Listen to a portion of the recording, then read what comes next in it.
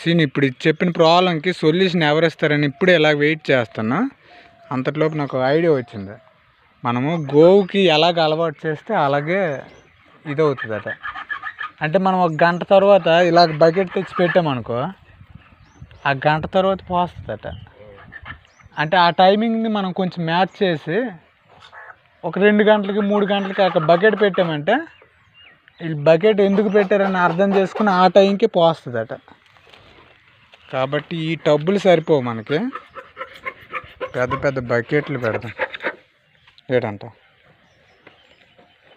మేత కూడా మరి అలాగే వేయాలి. నువ్వు మేత కూడా అలాగే వేయాలి.